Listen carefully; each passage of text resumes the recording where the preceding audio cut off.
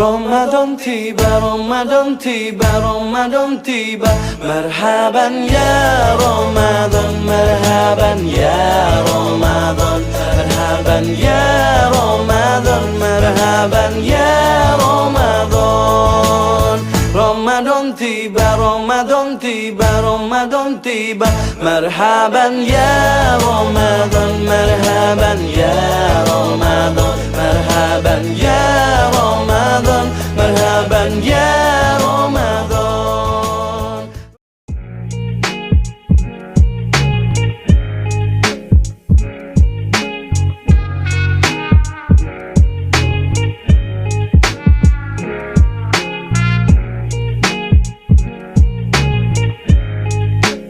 Nah, untuk cara kerjanya, yang pertama, masukkan 3 potongan kecil ayam ke dalam 3 mangkok kecil.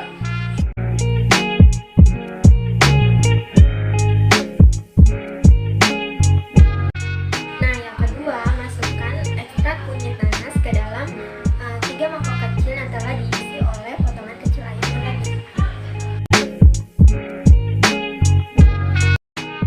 Kemudian simpan daging yang sudah direndam. Masukkan daging yang pertama ke dalam kulkas, lalu daging yang kedua di dalam suhu ruangan, dan untuk daging yang ketiga tuangkan 2 sendok makan cuka.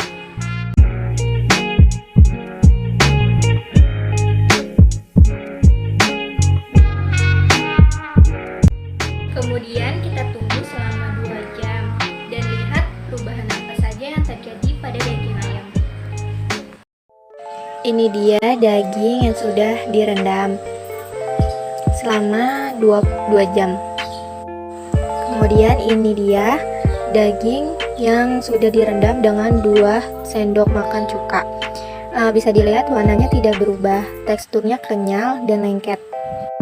Tekstur pada daging ayam tidak empuk karena aktivitas enzim bromelin pada buah nanas terhenti karena adanya pemberian asam asetat pada bahan yang dimana terdapat kandungan fenol yang bersifat antimikroba pada bahan.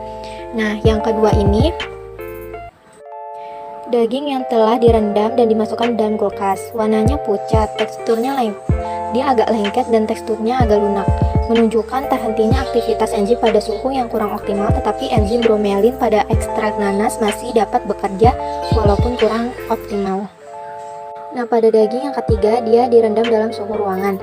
Warnanya sedikit pucat dan teksturnya sangat lunak karena enzim bromelin pada buah nanas dapat bekerja optimal dibanding dengan daging yang direndam dalam kulkas.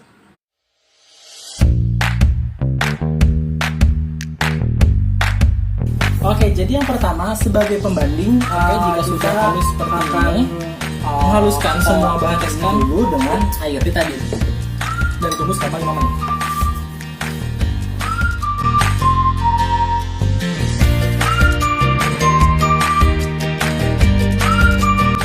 Oke teman-teman, setelah bahan uji kita punya, mari kita tetesi betadine lalu mengaduknya dan didiamkan selama 5 menit.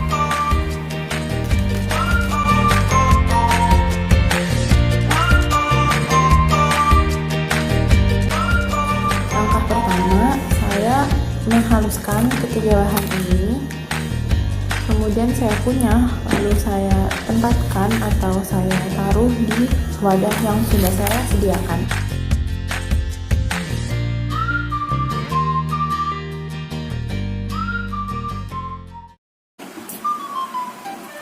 Pada percobaan pertama, kami menggunakan daging ayam dan ekstrak nanas. Literatur yang kami baca, kami menganalisis bahwa adanya enzim bromelin pada ekstrak nanas tersebut. Nah, bromelin itu apa sih? Bromelin merupakan salah satu enzim protease yang mampu menghidrolisis ikatan peptida pada protein atau polipeptida menjadi molekul yang lebih kecil atau asam amino.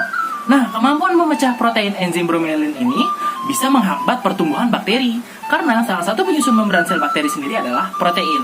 Nah, oleh karena itu, daging tidak cepat membusuk setelah diberikan ekstrak nanas.